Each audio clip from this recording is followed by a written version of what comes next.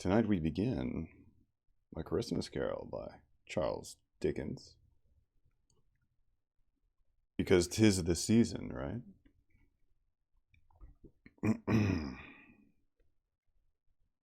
Hey, Fresh Prince, welcome back, you legend.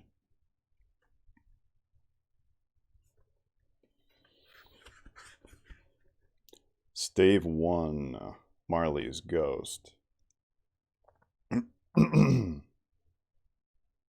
You know what? That's a good vocabulary word, actually, to start with. I've never heard of a stave. Because they don't do chapters. Or Dickens doesn't do chapters.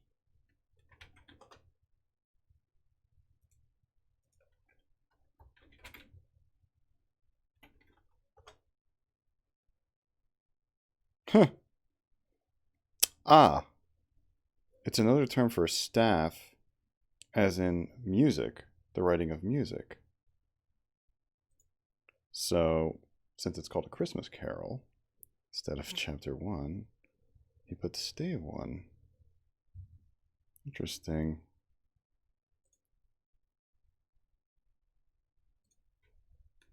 Alrighty. A Christmas Carol by Charles Dickens. Stave 1. Marley's Ghost. Marley was dead, to begin with. There was no doubt whatever about that. The register of his burial was signed by the clergyman, the clerk, the undertaker, and the chief mourner. Scrooge signed it, and Scrooge's name was good upon change for anything he chose to put his hand to.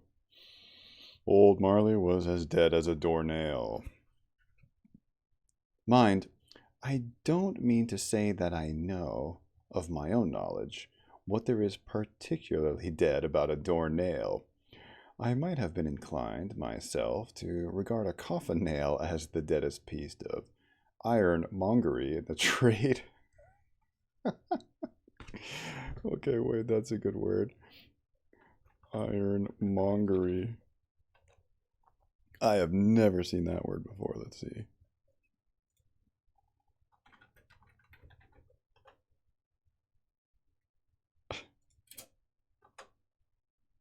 Ah.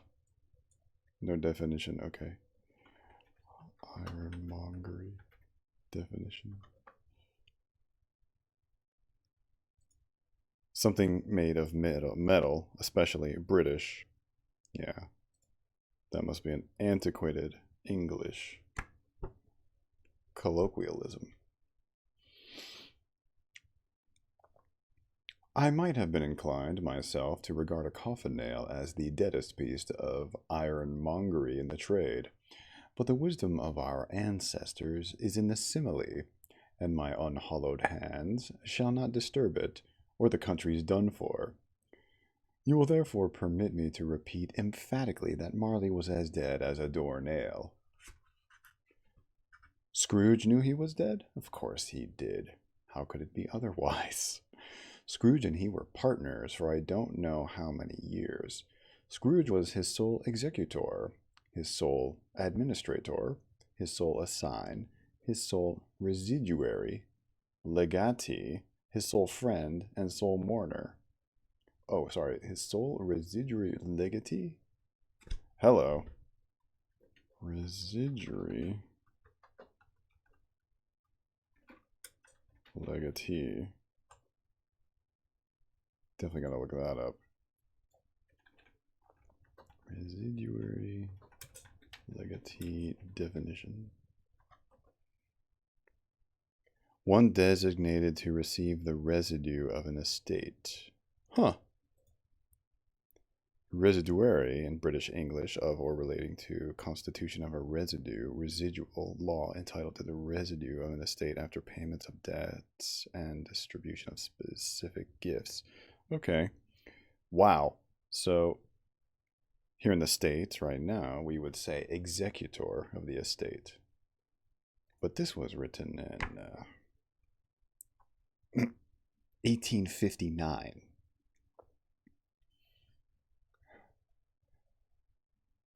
Where was I? Scrooge was his sole executor, his sole administrator, his sole assign, and his sole residuary legatee, his sole friend, and sole mourner. And even Scrooge was not so dreadfully cut up by the sad event, but that he was an excellent man of business on the very day of the funeral, and solemnized it with an undoubted bargain. The mention of Marley's funeral brings me back to the point I started from. There is no doubt that Marley was dead. This must be distinctly understood, or nothing wonderful can come of the story I am going to relate. If we were not perfectly convinced that Hamlet's father died before the play began, there would be nothing more remarkable in his taking a stroll at night, in an easterly wind, upon his own ramparts, than there would be in any other middle-aged gentleman rashly turning out after dark in a breezy spot. Say St. Paul's churchyard, for instance, literally to astonish his son's weak mind. Scrooge never painted out old Marley's name. There it stood, years afterward, above the warehouse door, Scrooge and Marley. The firm was known as Scrooge and Marley. Sometimes people new to the business called Scrooge Scrooge and sometimes Marley, but he answered to both names. It was all the same to him. Oh, but he was a tight-fisted hand at the grindstone, Scrooge, a squeezing, wrenching, grasping, scraping, clutching, covetous old sinner, hard and sharp as flint, from which no steel had ever struck out generous fire, secret and self-contained, and solitary as an oyster. The cold within him froze his old features, nipped his pointed nose, shriveled his cheek, stiffened his gait, made his eyes red, his thin lips blue, and spoke out shrewdly in his grating voice. A frosty rime was on his head, and on his eyebrows, and his wiry chin. I'm not sure what he means by rhyme there. Let's see. Oh, frost formed on cold objects by the rapid freezing of water vapor in cloud or fog. Okay. There we are. A frosty rime was on his head and on his eyebrows and his wiry chin. He carried his own low temperature always about with him. He iced his coffee in the dog days and didn't thaw it 1 degree at Christmas. External heat and cold had little influence on Scrooge. No warmth could warm, no wintry weather chill him. No wind that blew was bitterer than he, no falling snow was more intent upon its purpose, no pelting rain less open to entreaty. Foul weather didn't know where to have him. The heaviest rain and snow and hail and sleet could boast of the advantage over him in only one respect. They often came down handsomely, and Scrooge never did. Nobody ever stopped him in the street to say with gladsome looks, "My dear Scrooge, how are you? When will you come to see me?" No beggars implored him to bestow a trifle. No children asked him what it was o'clock. No man or woman ever once in all his life inquired the way to such and such a place of Scrooge. Even the blind men's dogs appeared to know him, and when they saw him coming on, would tuck their owners into doorways and up courts, and then would wag their tails as though they said, "No eye at all is better than an evil-eyed, dark master." But what did Scrooge care? It was the very thing he liked, to edge his way along the crowded paths of life, warning all human sympathy to keep its distance, was what the knowing ones call nuts to Scrooge. Once upon a time, of all the good days in the year, on Christmas Eve, old Scrooge sat busy in his counting house. It was cold, bleak, biting weather, foggy withal, and he could hear the people in the court outside go wheezing up and down, beating their hands upon their breasts, and stamping their feet upon the pavement stones to warm them. The city blocks had only just gone 3, but it was quite dark already. It had not been light all day, and candles were flaring in the windows of the neighboring offices like ruddy smears upon the palpable brown air. The fog came pouring in at every chink and keyhole, and was so dense without that, although the court was of the narrowest, the houses opposite were mere phantoms. To see the dingy cloud come drooping down, obscuring everything, one might have thought that nature lived hard by, and was brewing on a large scale. The door of Scrooge's counting-house was open that he might keep his eye upon his clerk, who, in a dismal little cell beyond, a sort of tank, was copying letters. Scrooge had a very small fire, but the clerk's fire was so very much smaller that it looked like one coal.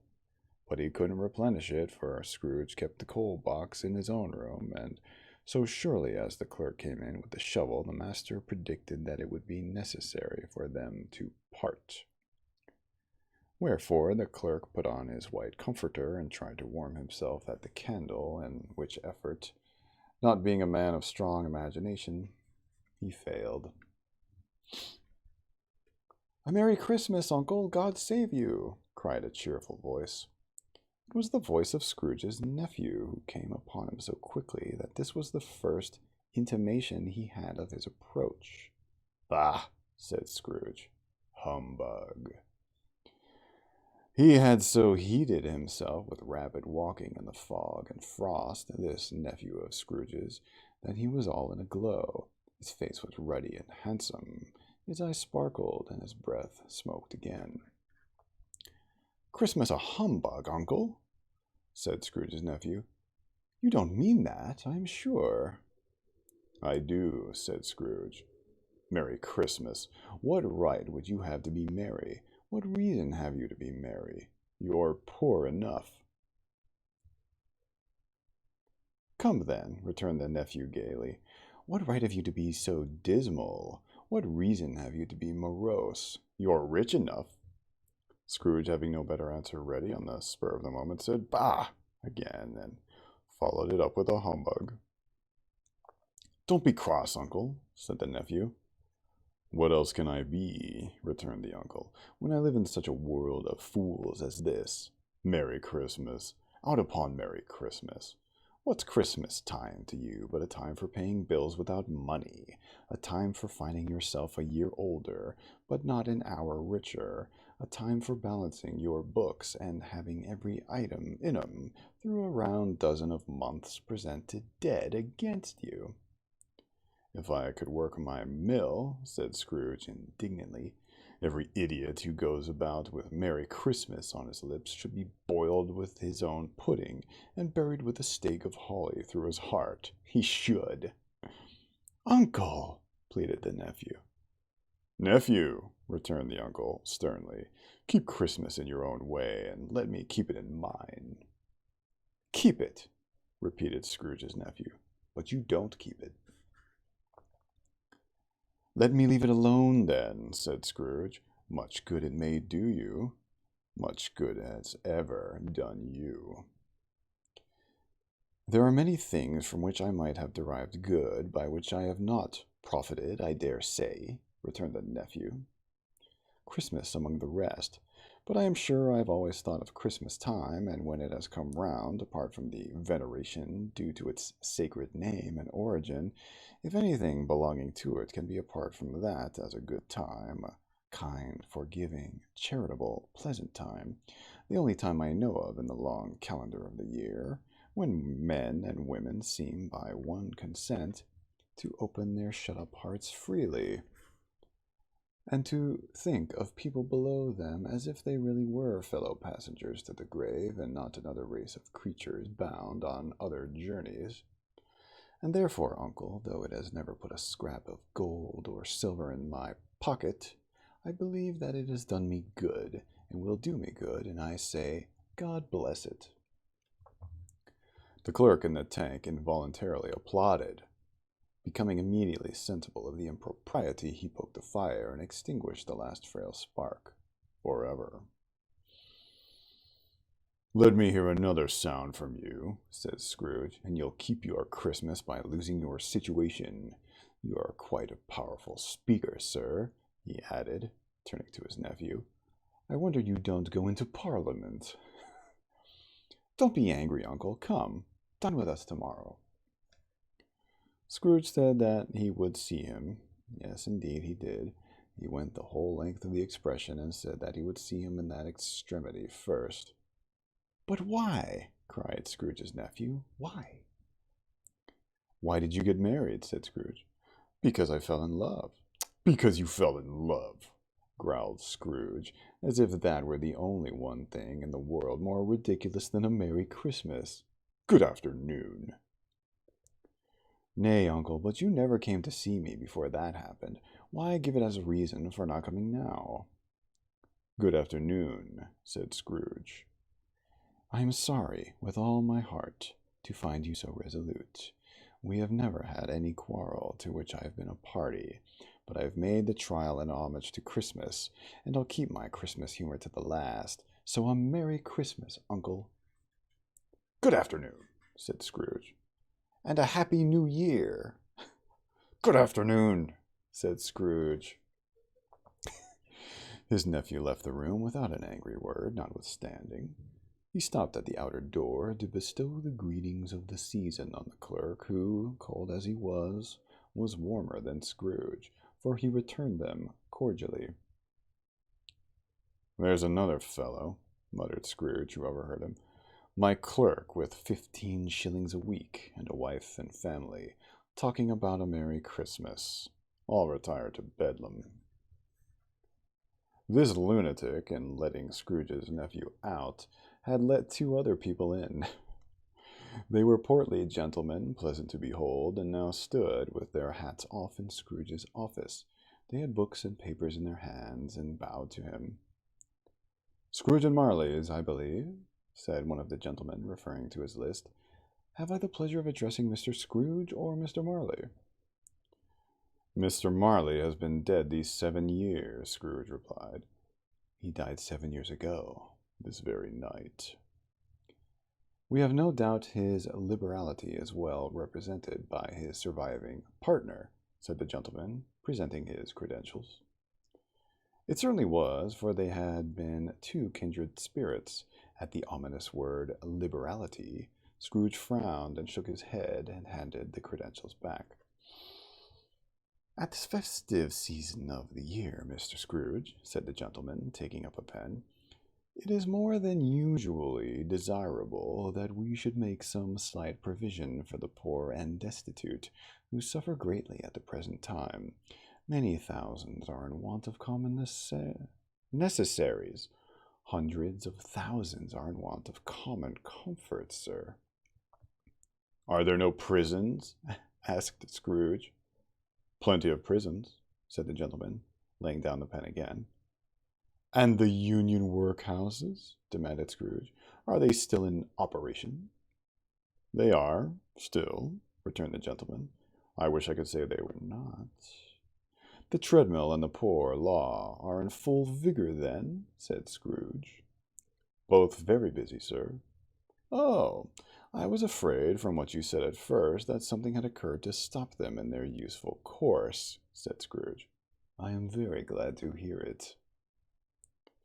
"Under the impression that they scarcely furnish Christian cheer of mind or body to the multitude," returned the gentleman, "a few of us are endeavoring to raise a fund to buy the poor some meat and drink, and means of warmth. We choose this time because it is a time, of all others, when want is keenly felt and abundance rejoices. What shall I put you down for?" "Nothing," Scrooge replied. "You wish to be anonymous?" "I wish to be left alone," said Scrooge. "Since you ask me what I wish, gentlemen, that is my answer. I don't make merry myself at Christmas, and I can't afford to make idle people merry. I help to support the establishments I have mentioned. They cost enough, and those who are badly off must go there." Many can't go there, and many would rather die. If they would rather die, said Scrooge, they had better do it, and decrease the surplus population. Besides, excuse me, I don't know that. But you might know it, observed the gentleman. It's not my business, Scrooge returned. It's enough for a man to understand his own business and not to interfere with other people's. Mine occupies me constantly. Good afternoon, gentlemen. Seeing clearly that it would be useless to pursue their point, the gentleman withdrew. Scrooge resumed his labors with an improved opinion of himself, and in a more facetious temper than was usual with him. Meanwhile, the fog and darkness thickened so that people ran about with flaring links, proffering their services to go before horses in carriages and conduct them on their way. The ancient tower of a church, whose gruff old bell was always peeping slyly down at Scrooge out of a Gothic window in the wall, became invisible and struck the hours and quarters in the clouds with tremulous vibrations afterwards, as if its teeth were chattering in its frozen head up there. The cold became intense. In the main street, at the corner of the court, some laborers were repairing the gas pipes, and had lighted a great fire in a brazier, round which a party of ragged men and boys were gathered, warming their hands and winking their eyes before the blaze in rapture. The water plug being left in solitude, its overflowing suddenly congealed and turned into misanthropic ice. The brightness of the shops, where holly sprigs and berries crackled in the lamp heat of the windows, made pale faces ruddy as they passed.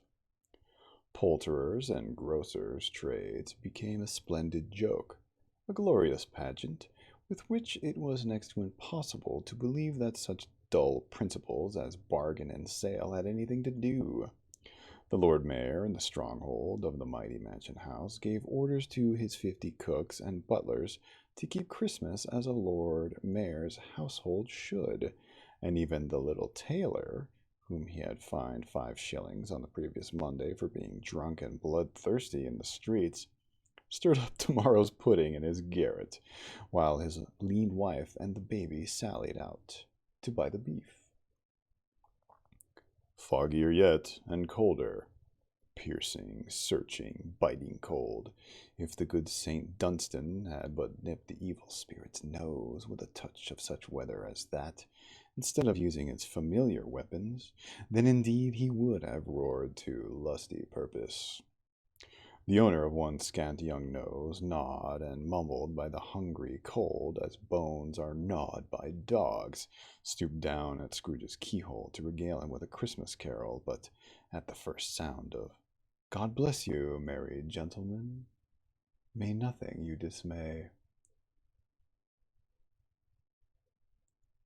Quarantini?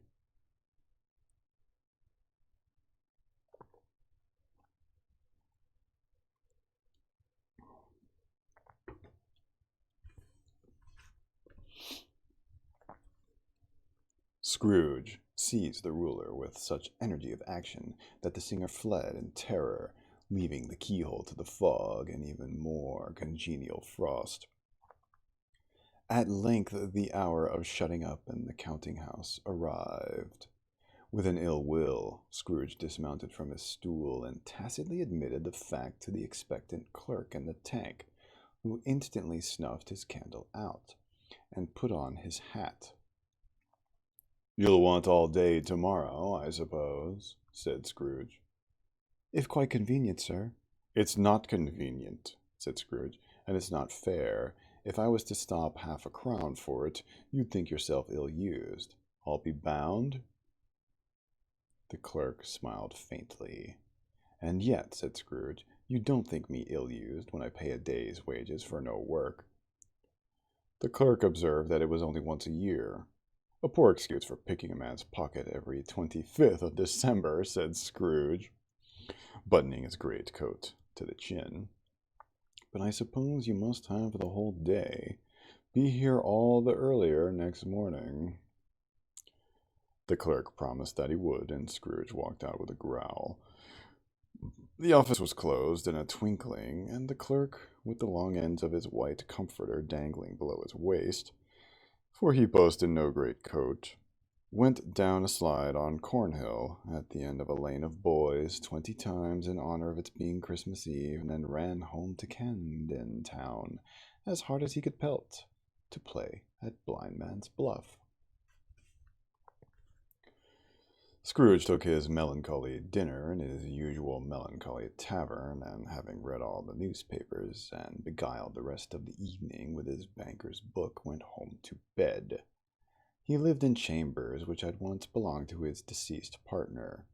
They were a gloomy suite of rooms in a lowering pile of building up a yard, where it had so little business to be that one could scarcely help fancying it must have run there when it was a young house, playing at hide and seek with other houses and forgotten the way out again.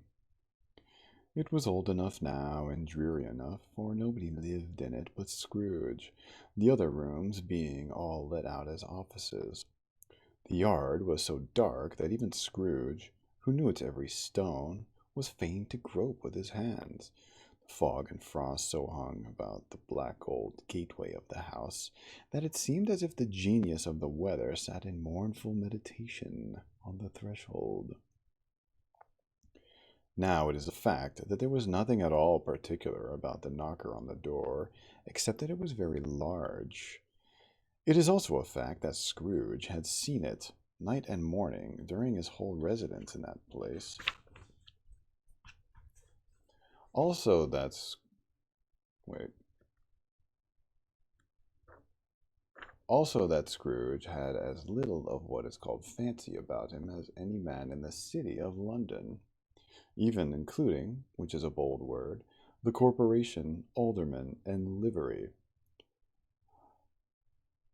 Alderman, hang on. Oh, sorry. I used to know what that meant. Let me check.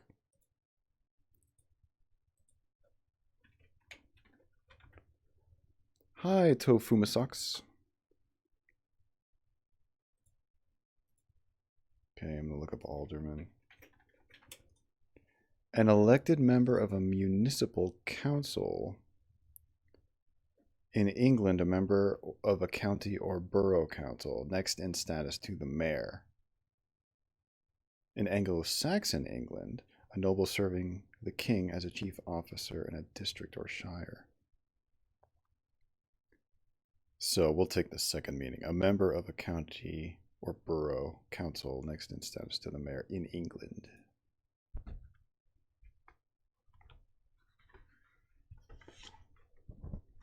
Okay.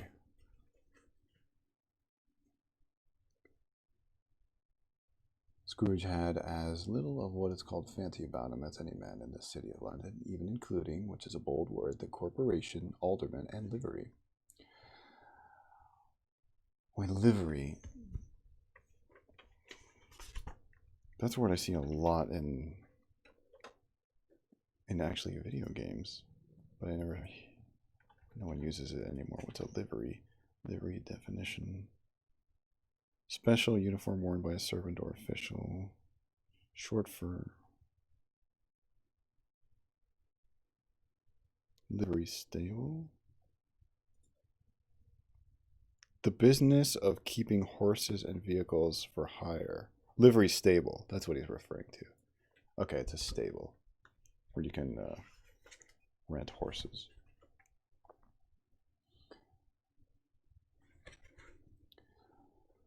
Let it also be borne in mind that Scrooge had not bestowed one thought on Marley since his last mention of his 7 years dead partner that afternoon. And then let any man explain to me, if he can, how it happened that Scrooge, having his key in the lock of the door, saw in the knocker, without its undergoing any intermediate process of change, not a knocker but Marley's face. Marley's face. It was not an impenetrable shadow, as the other objects in the yard were, but it had a dismal light about it, like a bad lobster in a dark cellar.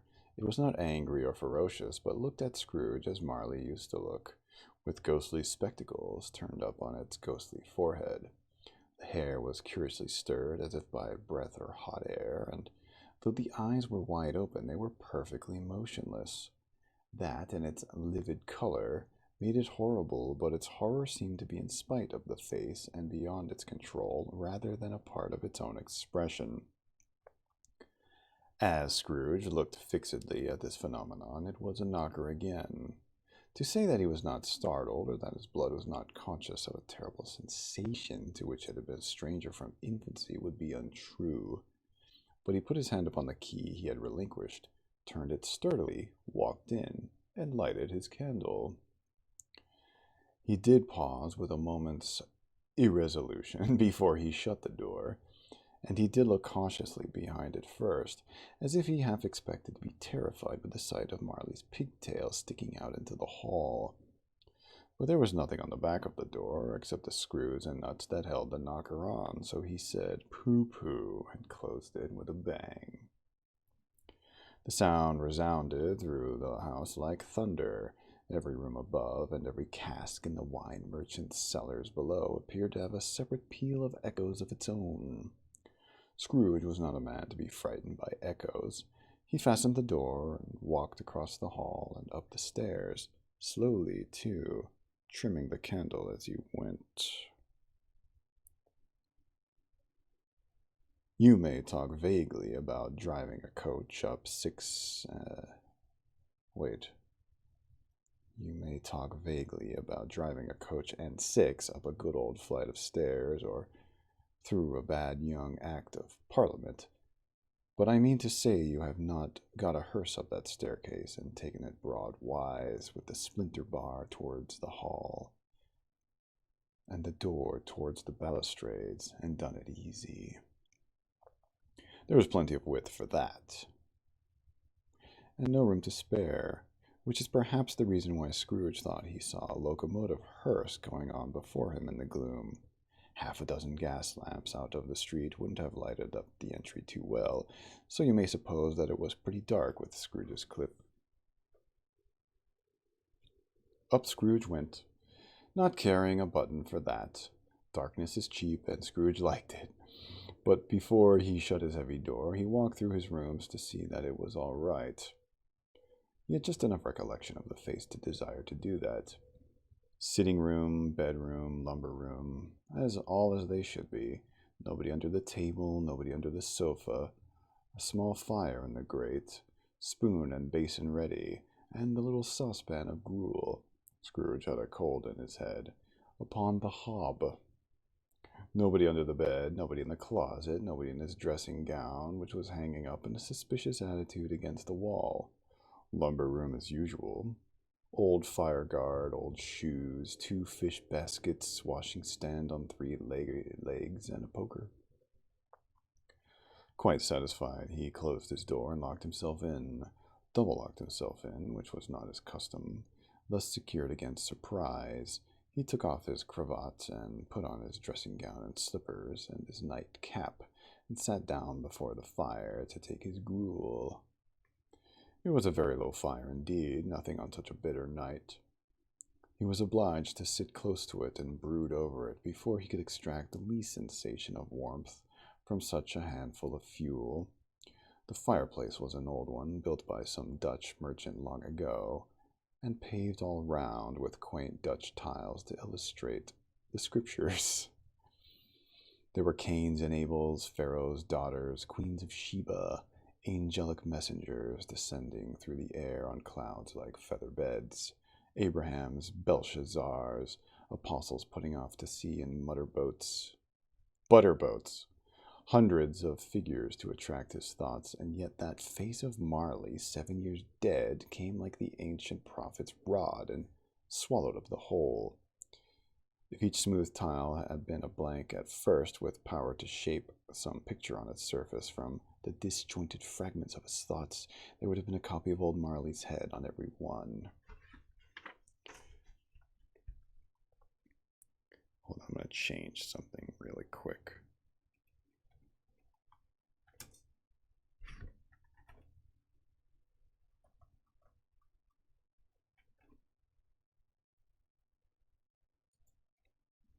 Ow! I hurt myself.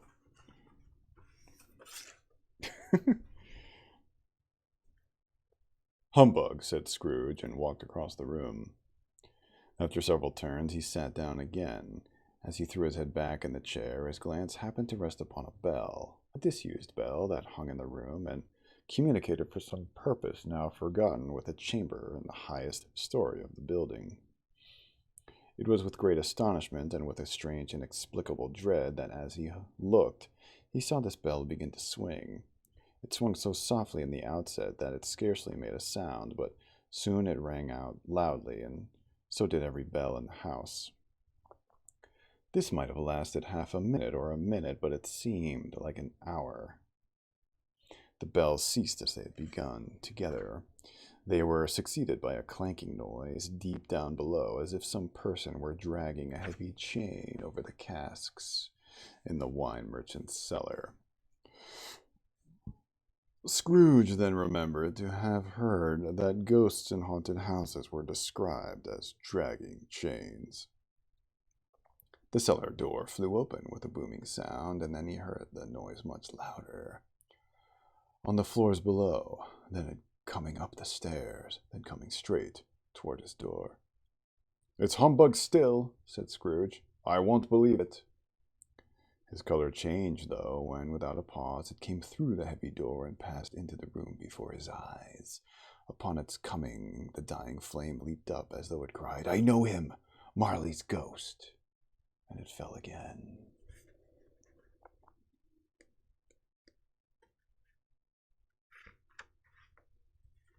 Marley's ghost. The same face, the very same.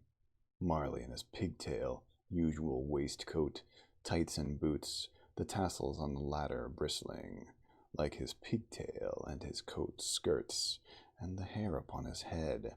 The chain he drew was clasped about his middle.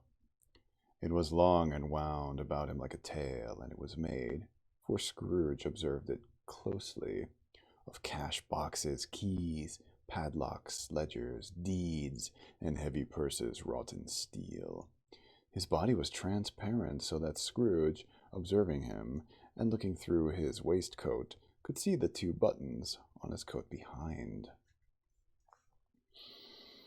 Scrooge had often heard it said that Marley had no bowels, but he had never believed it until now. No, nor did he believe it even now, though he looked the phantom through and through, and saw it standing before him, though he felt the chilling influence of its death-cold eyes, and marked the very texture of the folded kerchief about its head and chin, which wrapper he had not observed before. He was still incredulous, and fought against his senses. "How now?" said Scrooge, caustic and cold as ever. "What do you want with me?" "Much," Marley's voice, no doubt about it. "Who are you?" "Ask me who I was." "Who were you then?" said Scrooge, raising his voice. "You're particular for a shade." He was going to say to a shade, but substituted this as more appropriate. "In life I was your partner, Jacob Marley." Can you sit down?" asked Scrooge, looking doubtfully at him. "I can." "Do it then."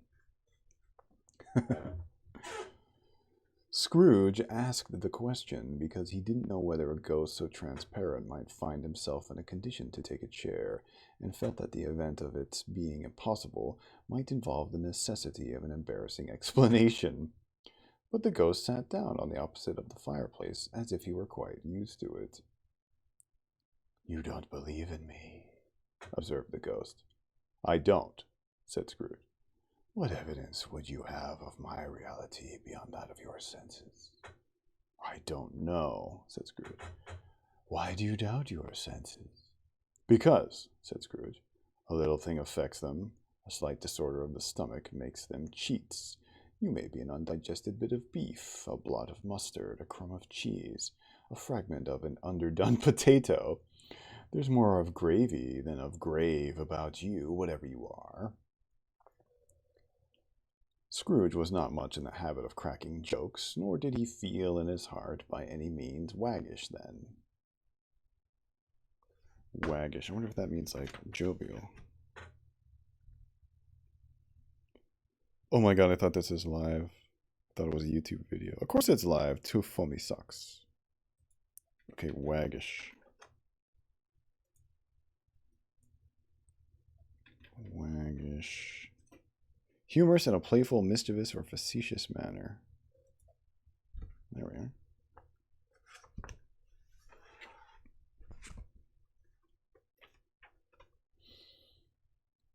Where was I? Scrooge was not much in the habit of cracking jokes, nor did he feel in his heart by any means waggish then. The truth is that he tried to be smart as a means of distracting his own attention and keeping down his terror, for the spectre's voice disturbed the very marrow in his bones. To sit, staring at those fixed glazed eyes in silence for a moment, would play, Scrooge felt the very deuce within him. There was something very awful, too, in the spectre's being provided with an infernal atmosphere of its own. Scrooge could not feel it himself, but this was clearly the case, for though the ghost sat perfectly motionless, its hair and skirts and tassels were still agitated as by the hot vapor from an oven. "You see this toothpick?" he said, Scrooge, returning quickly to the charge for the reason just assigned, and wishing, though it were only for a second, to divert the vision's stony gaze from himself. "I do," replied the ghost.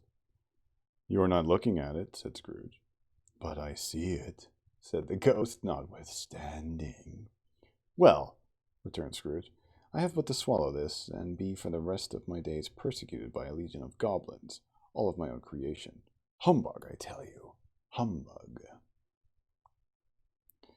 At this the spirit raised a frightful cry, and shook its chain with such a dismal and appalling noise that Scrooge held on tight to his chair to save himself from falling in a swoon. But how much greater was his horror when the phantom, taking off the bandage round its head as if it were too warm to wear indoors, its lower jaw dropped down upon its breast. Scrooge fell upon his knees and clasped his hands before his face. "Mercy," he said. "Dreadful apparition, why do you trouble me?" "Man of the worldly mind," replied the ghost, "do you believe in me or not?" "I do," said Scrooge. "I must. But why do spirits walk the earth, and why do they come to me?" "It is required of every man," the ghost returned, "that the spirit within him should walk abroad among his fellowmen, and travel far and wide, and if that spirit does not go forth in life, it is condemned to do so after death. It is doomed to wander through the world, oh woe is me, and witness what it cannot share, but might have shared on earth, and turn to happiness." Again the spectre raised a cry, and shook its chain, and wrung its shadowy hands. "You are fettered," said Scrooge, trembling. "Tell me why." "I wear the chain I forged in life," replied the ghost. "I made it link by link and yard by yard. I girded it on my free will, and of my own free will I wore it. Is its pattern strange to you?" Scrooge trembled more and more. "Or would you know," pursued the ghost, "the weight and length of the strong coil you bear yourself? It was full as heavy and as long as this, 7 Christmas Eves ago. You have labored on it since. It is a ponderous chain." Scrooge glanced about him on the floor, in the expectation of finding himself surrounded by some 50 or 60 fathoms of iron cable.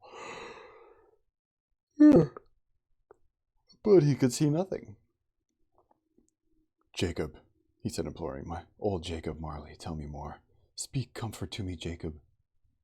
"I have none to give," the ghost replied. "It comes from other regions, Ebenezer Scrooge, and is conveyed by other ministers to other kinds of men, nor can I tell you what I would. A very little more is all permitted to me. I cannot rest, I cannot stay, I cannot linger anywhere. My spirit never walked beyond our counting house, mark me. In life my spirit never roved beyond the narrow limit of our money-changing hole, and weary journeys lie before me." It was a habit with Scrooge, whenever he became thoughtful, to put his hands in his breeches pockets, pondering on what the ghost had said. He did so now, but without lifting up his eyes or getting off his knees. "You must have been very slow about it, Jacob," Scrooge observed in a businesslike manner, though with humility and deference. "Slow?" the ghost repeated. 7 years dead, mused Scrooge, "and traveling all the time." "The whole time," said the ghost. "No rest, no peace, incessant torture of remorse." "You travel fast?" said Scrooge. "On the wings of the wind," replied the ghost. "You might have got over a great quantity of ground in 7 years," said Scrooge. The ghost, on hearing this, set up another cry, and clanked its chain so hideously in the dead silence of the night that the ward would have been justified in indicting it for a nuisance. "Oh, captive bound and double-ironed," cried the phantom, not to know that ages of incessant labor by immortal creatures, for this earth must pass into eternity before the good of which it is susceptible is all developed. Not to know that any Christian spirit working kindly in its little sphere, whatever it may be, will find its mortal life too short for its vast means of usefulness. Not to know that no space of regret can make amends for one's life opportunity misused. Yet such was I, oh, such was I. "But you were always a good man of business, Jacob," faltered Scrooge, who now began to apply this to himself. "Business!" cried the ghost, wringing his hands again. "Mankind was my business. The common welfare was my business. Charity, mercy, forbearance, and benevolence were all my business. The dealings of my trade were but a drop of water in the comprehensive ocean of my business." It held up its chain at arm's length, as if that were the cause of all its unavailing grief, and flung it heavily upon the ground again. "At this time of the rolling year," the spectre said, "I suffer most. Why did I walk through crowds of fellow beings with my eyes turned down, and never raise them to that blessed star which led the wise men to a poor abode? Were there no poor homes to which its light would have conducted me?"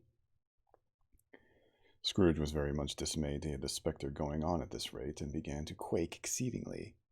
"Hear me!" cried the ghost. "My time is nearly gone." "I will," said Scrooge, "but don't be hard upon me. Don't be flowery, Jacob, pray." "How is it that I appear before you in a shape that you can see? I may not tell. I have sat invisible beside you so many and many a day." It was not an agreeable idea. Scrooge shivered, and wiped the perspiration from his brow. "That is no light part of my penance," pursued the ghost. "I am here tonight to warn you that you have yet a chance and hope of escaping my fate, a chance and hope of procuring Ebenezer." "You are always a good friend to me," said Scrooge. "Thank ye." "You will be haunted," resumed the ghost, "by 3 spirits." Scrooge's countenance fell almost low, as the ghost had done. "Is that the chance and hope you mentioned, Jacob?" he demanded in a faltering voice. "It is." I think I'd rather not," said Scrooge. "Without their visits," said the ghost, "you cannot hope to shun the path I tread. Expect the first tomorrow when the bell tolls 1. "Couldn't I take 'em all at once and have it over, Jacob?" hinted Scrooge. "Expect the second on the night next at the same hour, the third upon the next night when the stroke of 12 has ceased to vibrate. Look to see me no more, and look that, for your own sake, you remember what has passed between us." When it had said these words, the spectre took its wrapper from the table and bowed its round head, as before. Scrooge knew this by the smart sound its teeth made when the jaws were brought together by the bandage. He ventured to raise his eyes again, and found his supernatural visitor confronting him in an erect attitude, with its chain wound over and about its arm. The apparition walked backward from him, and at every step it took, the window raised itself a little, so that when the spectre reached it, it was wide open. It beckoned Scrooge to approach, which he did. When they were within 2 paces of each other, Marley's ghost held up its hand, warning him to come no nearer. Scrooge stopped. Not so much in obedience as in surprise and fear, for on the raising of the hand he became sensible of confused noises in the air, incoherent sounds of lamentation and regret, wailings of inexpressible, sorrowful, and self-accusatory. The spectre, after listening for a moment, joined in the mournful dirge, and floated out upon the bleak, dark night. Scrooge followed to the window, desperate in his curiosity. He looked out. The air was filled with phantoms wandering hither and thither in restless haste, and moaning as they went. Every one of them wore chains like Marley's ghost. Some few, they might be guilty governments, were linked together, none were free. Many had been personally known to Scrooge in their lives. He had been quite familiar with one old ghost in a white waistcoat, with a monstrous iron safe attached to its ankle, who cried piteously at being unable to assist a wretched woman with an infant whom it saw below upon a doorstep. The misery with them was all, clearly, that they sought to interfere for good in human matters and had lost the power forever. Whether these creatures faded into mist or mist enshrouded them, he could not tell, but they and their spirit voices faded together, and the night became as it had been when he walked home. Scrooge closed the window and examined the door by which the ghost had entered. It was double-locked, as he had locked it with his own hands, and the bolts were undisturbed. He tried to say humbug, but stopped at the first syllable, and being from the emotion he had undergone, or the fatigues of the day, or his glimpse of the invisible world, or the dull conversation of the ghost, or the lateness of the hour, much in need of repose, went straight to bed, without undressing, and fell asleep upon the instant. Thanks for watching. I'll stop there at the beginning of Stave 2.